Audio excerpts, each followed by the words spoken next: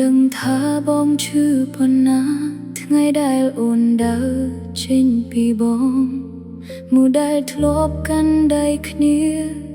បែរជាត្រូវមកបែកភ្លឺគ្នាអូនមិនមែនឈប់ស្រឡាញ់បងតែជីវិតវាពិបាកពេកក្តីស្រមៃដែលអូនចង់បានធ្វើឲ្យអូនត្រូវជ្រើគេផ្លូវចាស់តែយ៉ាងធ្លាប់ដើរអូននៅតែនឹករាល់ពេលសំឡេងបងដែលធ្លាប់ហើអូនសំឡាញ់នៅដកជាប់ក្នុងបេះដូងអូន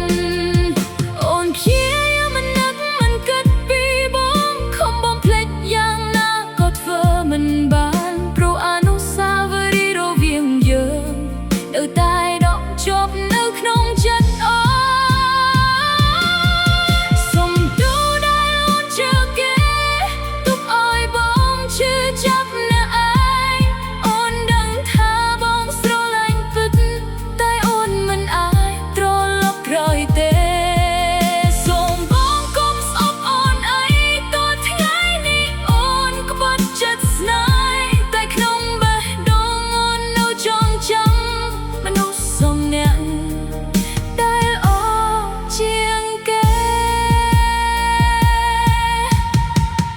ឃើញបងឈឺចាប់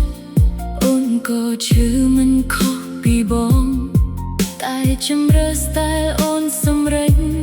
គឺមិនអាចកែវិញបានទេអូនគ្រាន់ចង់ឲ្យបងបានល្អ